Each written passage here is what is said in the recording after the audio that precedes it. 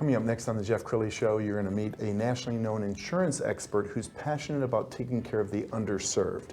His incredible story just ahead.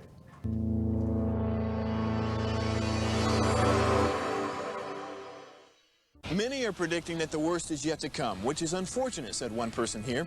Until now, they've enjoyed the reputation of being the nation's icebox. Watched a burglar in his home this morning by webcam. As a journalist of over 25 years, stories are what make my world turn. Reporting live from the Dallas newsroom tonight, Jeff Crilley, Fox 4 News. But in 2008, I took the jump from my familiar life and started a PR firm from my home. We're talking about anyone with a camcorder like the one I'm using becomes a television network. We started slowly growing the company, and we now have over 100 clients, and we've branched into the world of live digital broadcasting. I now own 8 different TV studios and have a huge team, and the stories that I now get to share are sometimes the most important of my life. Life has a funny way of coming around full circle. This is the Jeff Crilley Show.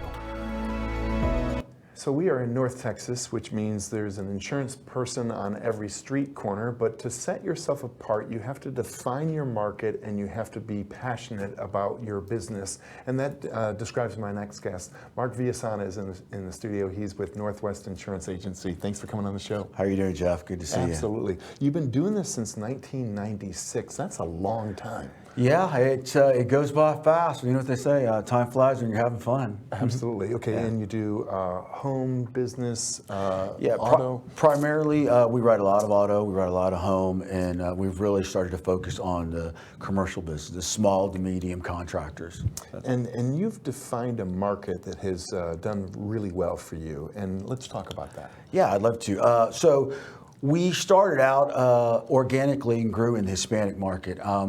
It wasn't our purpose, but we ended up where a majority of our clientele happens to be small to medium artists and contractors. And those are people that are just getting started in a particular type of business. And we are able to help them procure insurance when no one else is able to give it to them because they don't have any experience, right? There's no, experience modifier on these policies. So we're able to get them started, get them going, and we found that they've been very loyal to us. Well, you were sharing a story right before we started taping about one of your favorite success stories. Yeah, so we have a framing contractor who actually is no longer a client of ours, but it's still a story I'm proud of.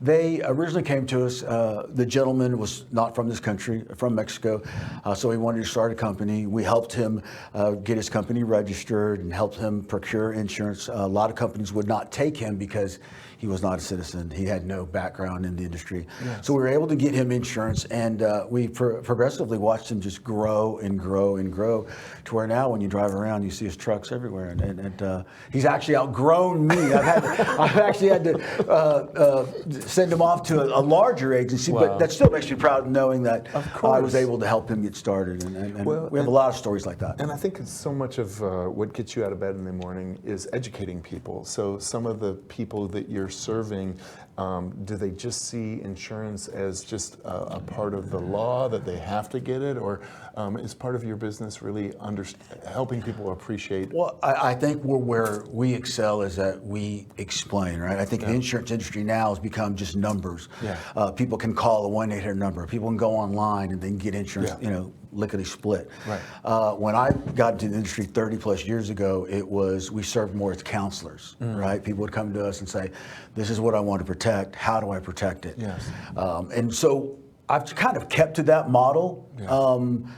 And it's really helped in these type of clientele because these people come to us, they really don't know what they're purchasing, all they know is they need to have it. Someone has told them along the way, whether it be a bank, a lending institution, you need to have insurance. And so I try to explain to them why and where they can tailor their coverages to fit their needs. Outstanding. We're going to pull up your website, and as we scroll down the website, let's talk about the explosive growth of your company. You started this in 1996. Yeah. What's the last 30 years looked like for you? Well, the last 30 years has looked like, I guess, almost any other industry. It's become more automated.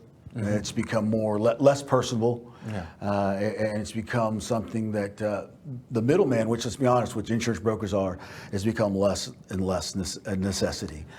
So we've fought over the last 30 years to make sure we express to our clientele that it is necessary to have someone in your corner, a broker, if you will. And I'd say that's the main change I've seen in the industry, where the automation has gotten out of control. Well, and I want to brag about you because you inadvertently introduced me to Dale Hansen, who was on my show 2 weeks ago, and it was an amazing show. You actually have a chance to work with Dale Hansen on a regular basis. We're going to show some video on the screen of you actually have a very popular podcast. And tell us about your relationship with Dale Hansen. Yeah, well, first of all, that was my co-host you saw up on the screen, Miss Lila Levy, and she was actually one that originated this podcast. So it's her idea to come up with the podcast and said, hey, maybe we can drift off into the podcast world and advertise the agency a little bit. Yeah. Along the way, we decided we'll talk insurance a little bit, maybe the first 5 or 6 minutes, and why don't we try to get to know people that make up Dallas, since that's who our clientele is.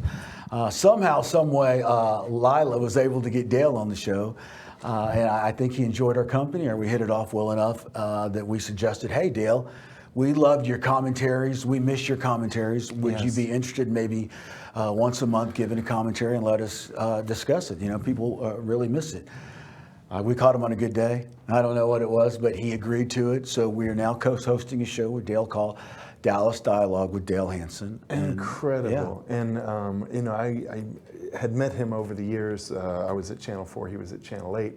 I was so struck by his humility. I mean, the Dale that we see on television is very self-confident. The Dale I saw in person almost wept on my set. Tell us about the Dale that you've come to know. The Dale that I've come to know is really twofold. Dale is the Dale you see on TV, but along the way, along the same lines, like you said, so much humility and so much regular guy attitude. At the end of the day, you have to remember Dale is a guy from Iowa. And what I love about Dale Hansen is, and I haven't told him this, but what I love about Dale is, Dale knows who Dale is, but Dale knows who Dale is, if you know what that means. Dale understands that he is this public figure, but at the end of the day, he's just a guy from Iowa. And that comes across when you talk to Dale, which is, I've had the fortunate experience of meeting other famous people or people in the public eye, and that doesn't come across a lot. With the Dale, it always comes across. You're going to get the big gregarious guy, but you're going to get the guy from Iowa too. I love that. Yeah. Okay, we've got about a minute left, so Mark, look into the camera on the left and give advice to the young person who's just starting out in the world. And what advice would you give to somebody just graduating college? Well, I'll tell you what I told my kids: follow your passion. What your parents might want you to do may not necessarily be what you want to do. Go where your passion is, and if you follow your passion. I know we're all concerned about money, but I truly believe if you follow your passion, the money will follow. And if money doesn't follow, I can guarantee you happiness will. Mic drop moment. Thank you, Mark. That's amazing. Thank you, Jeff. We're going to end with the website, which is nwagencies.com. Mark Villasana, thanks for coming on the show. Thank you. You bet.